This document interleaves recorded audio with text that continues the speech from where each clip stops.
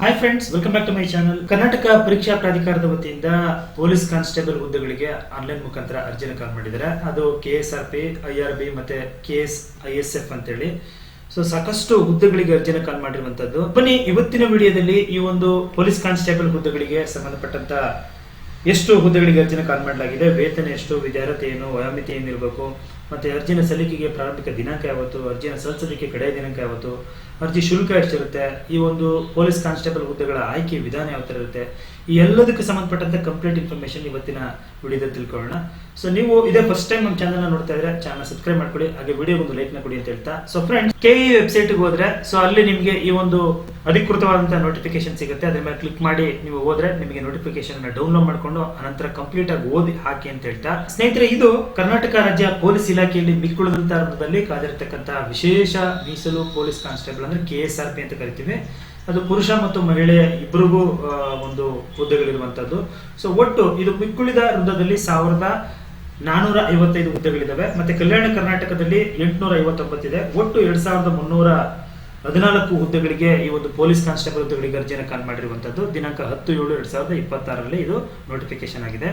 ಇಲ್ಲಿ ನಾವು ಕೆಳಗೆ ಬಂದ್ರೆ ಈ ಹುದ್ದೆಗಳನ್ನ ನಾವು ಲಿಖಿತ ಪರೀಕ್ಷೆಯ ಮುಖಾಂತರ ಆಯ್ಕೆ ಮಾಡ್ತೀವಿ. ಹಾಗಾಗಿ ಕರ್ನಾಟಕ ಪರೀಕ್ಷಾ ಪ್ರಾಧಿಕಾರದಿಂದ ಆನ್ಲೈನ್ ಅರ್ಜಿಗಳನ್ನ ಕಾಲ್ ಮಾಡಿದೀವಿ ಅಂತ ಹೇಳ್ತಾರೆ. ಇದಕ್ಕೆ ಅಭ್ಯರ್ಥಿಗಳು ನೇಮಕಾತಿಗೆ ಅರ್ಹತೆಯನ್ನು ಪಡೆಯೋದಕ್ಕೆ ನೀವು ಈ ಒಂದು KE ಅವರು ನಡೆಸ್ತಕ್ಕಂಥ ಪರೀಕ್ಷೆಗಳಿಗೆ ಹಾಜರಾಗಬೇಕು, ಮತ್ತೆ ದೇಹದಾಢ್ಯತೆ ಪರೀಕ್ಷೆಗಳಿಗೆ ಅಟೆಂಡ್ ಆಗಬೇಕು ಅಂತ ಹೇಳ್ತಾರೆ. ಇಲ್ಲಿ ಕೆಳಗಡೆ ಬಂದಿದ್ದೆ ಆದ್ರೆ ಇದು ಪೊಲೀಸ್ ಇಲಾಖೆಯಲ್ಲಿ ವಿಶೇಷ ಮೀಸಲು police constable that is KSRP ಅಂತ ಹೇಳಿ ಮಿಕ್ಕುಳಿದ ವೃಂದದಲ್ಲಿ ಕಾದಿರುವಂತಹ ಹುದ್ದೆಗಳು. ಇಲ್ಲಿ ಒಟ್ಟು ಎಷ್ಟು ಅಂತ ಹೇಳಿದ್ರೆ 1455 ಇದೆ. ಇಲ್ಲಿ ಪುರುಷರಿಗೆ 1382, ಮಹಿಳೆಯರಿಗೆ 73 ಇದೆ. ಇದು 1455ರಲ್ಲಿ 73 ಮಹಿಳೆಯರಿಗೆ ಅಂದ್ರೆ ಐ ಥಿಂಕ್ 5% ಅಷ್ಟು ಕೊಟ್ಟಿದ್ದಾರೆ ಮಹಿಳೆಯರಿಗೆ ಅಂತ ಅನ್ಸುತ್ತೆ. ಇದಕ್ಕೆ ವೇತನ ಎಷ್ಟು ಅಂತ ನೀವು ಕೇಳಿದ್ದೆ ಆದ್ರೆ 37,500 ಬೇಸಿಕ್ ಪೇ. 76,100 ಗ್ರಾಸ್ ಆಗಿರುತ್ತೆ ಸ್ನೇಹಿತರೆ.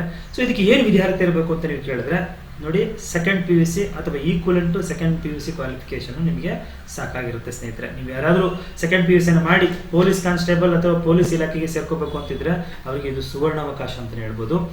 ಹಾಗೆ ಬಂದ್ರೆ ಇಲ್ಲಿ ಅರ್ಜಿ ಸಲ್ಲಿಸೋದಕ್ಕೆ ನೀವು ಕೊನೆಯ ದಿನಾಂಕದೊಳಗೆ ನೀವು ನಿಗದಿತ ವಿದ್ಯಾರ್ಥಿಯನ್ನು ಪಡೆದಿರಬೇಕು. ನಾವು ಈಗ ಎಕ್ಸಾಮ್ ಬರ್ತಿದ್ದೀವಿ, ರಿಸಲ್ಟ್ ವೇಟ್ ಮಾಡ್ತಿದೀವಿ ಅಂತಂದ್ರೆ ಅದಕ್ಕೆ ಅವಕಾಶ ಇರಲ್ಲ.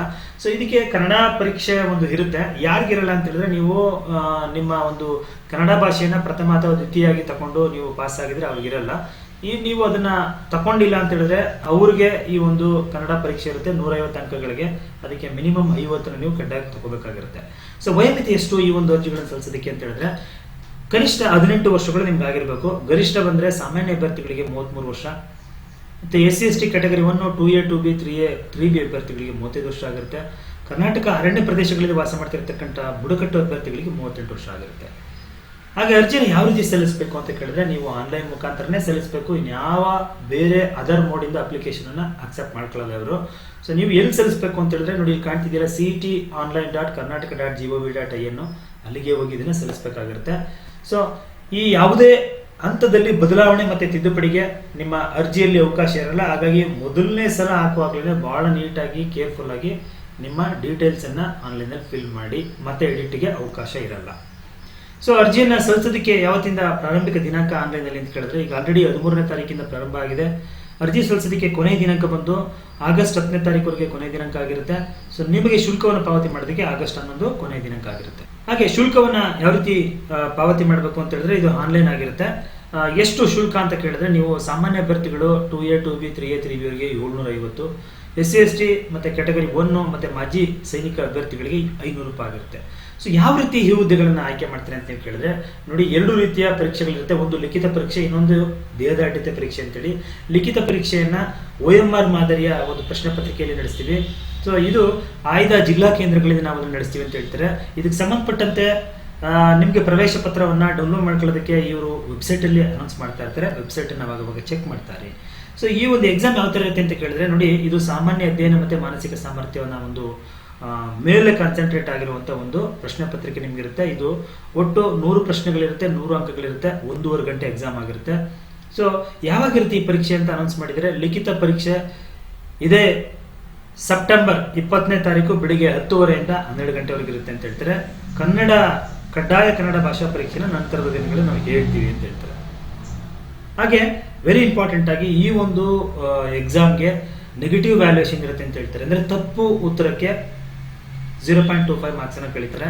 ಅದಷ್ಟೇ ಅಲ್ಲದೆ ಸೊ ಒಂದು ಪ್ರಶ್ನೆ ಕೊಟ್ಟರೆ ಅದರಲ್ಲಿ 5 ಆಪ್ಷನ್ ಕೊಟ್ಟಿರ್ತಾರೆ, 4 ಅದಕ್ಕೆ ಸಂಬಂಧಪಟ್ಟಂತ ಉತ್ತರ, 5ನೇದು ನಿಮಗೆ ಆ 4 ಉತ್ತರಗಳಲ್ಲಿ ಯಾವುದನ್ನು ನೀವು ಬರೀಲಿಲ್ಲ ಅಂತ ಹೇಳಿದ್ರೆ, ಯಾಕೆಂದ್ರೆ ನೆಗೆಟಿವ್ ಮಾರ್ಕ್ ಇದೆ, ಮಾರ್ಕ್ಸ್ ಹೊಟ್ಟೋಗುತ್ತೆ ಅಂತಿದ್ರೆ ಅಂತ ಪ್ರಶ್ನೆಗಳಿಗೆ 5ನೇದನ್ನ ನೀವು ಎಂಟ್ರಿ ಮಾಡಬೇಕು. ಈ 5ನೇ ಆಪ್ಷನ್ ಮಾಡಲಿಲ್ಲ ಅಂದ್ರೂ ಕೂಡ ನಿಮಗೆ 0.25 ಮಾರ್ಕ್ಸ್ ಅನ್ನು ಕಳೀತಾರೆ. ಹಾಗಾಗಿ ಅದನ್ನು ಮಾಡಿ. ಸೊ ನೆಕ್ಸ್ಟ್ ದೇಹದಾಢ್ಯತೆ ಮತ್ತು ಸಹಿಷ್ಣುತೆ ಪರೀಕ್ಷೆಗಳಿಗೆ ಬಂದಿದ್ದೆ ಆದ್ರೆ ನೀವು ಇಲ್ಲಿ ತಗೊಂಡಂತ ಮಾರ್ಕ್ಸ್ ನ ಆಧಾರದ ಮೇಲೆ 1:5ಗೆ ನಿಮಗೆ ಫಿಸಿಕಲ್ ಟೆಸ್ಟ್ಗೆ 1:5 ಅನುಪಾತದಲ್ಲಿ ನಿಮಗೆ ಕಾಲ್ ಮಾಡ್ತಾರೆ. ಆವಾಗ ಬಂದು ನೀವು ಅಟೆಂಡ್ ಆಗಬೇಕಾಗಿರುತ್ತೆ ಫ್ರೆಂಡ್ಸ್. ಸೊ ಏನೇನಿರುತ್ತೆ ದೇಹದಾಢ್ಯತೆ ಪರೀಕ್ಷೆ ಅಂತ ಹೇಳಿದ್ರೆ, ಫಿಸಿಕಲ್ ಟೆಸ್ಟ್ ನೀವು ಪುರುಷರಿಗೆ ಕನಿಷ್ಠ ಎತ್ತರ 168 ಸೆಂಟಿಮೀಟರ್, ಕನಿಷ್ಠ ಎದೆ ಸುತ್ತಳತೆ 86 ಸೆಂಟಿಮೀಟರ್, ವಿಸ್ತೀರ್ಣ 5 ಸೆಂಟಿಮೀಟರ್, ಕನಿಷ್ಠ ಈ ಮಹಿಳಾ ಅಭ್ಯರ್ಥಿಗಳಿಗೆ ಕನಿಷ್ಠ ಎತ್ತರ 158, ಕನಿಷ್ಠ ತೂಕ 45 kg ಇರುತ್ತೆ. ಸೊ ಇದು ಬೇರೆ ಬೇರೆ ತರ ಇರ್ತದೆ, ಒಂದು ಇದನ್ನ ನೀವು ನೋಡ್ಕೊಳ್ಳಿ. ಅದು ಬಿಟ್ಟರೆ ನೆಕ್ಸ್ಟ್ ಫಿಸಿಕಲ್ ಎಂಡ್ಯೂರೆನ್ಸ್ ಟೆಸ್ಟ್ ಅಂತ ಹೇಳಿ ಮಾಡ್ತಾರೆ. ಇದು ಪುರುಷರಿಗೆ 1600 ಮೀಟರ್ ಓಟ 6 ನಿಮಿಷ 30 ಸೆಕೆಂಡ್ ಅಲ್ಲಿ, ಉದ್ದ ಜಿಗಿತ ಅಥವಾ ಎತ್ತರ ಜಿಗಿತ ಅದಿರುತ್ತೆ, ಮತ್ತೆ ಗುಂಡು ಎಸೆತ ಇರುತ್ತೆ. ಮಹಿಳಾ ಅಭ್ಯರ್ಥಿಗಳಿಗೆ 400 ಮೀಟರ್ ಓಟ, ಉದ್ದ ಜಿಗಿತ ಅಥವಾ ಎತ್ತರ ಜಿಗಿತ ಮತ್ತೆ ಗುಂಡು ಎಸೆತ. ಓಕೆ, ಇವುಗಳಲ್ಲಿ ನೀವು ಪಾಸ್ನ ಆಗ್ಬೇಕಾಗಿರುತ್ತೆ ಫ್ರೆಂಡ್ಸ್.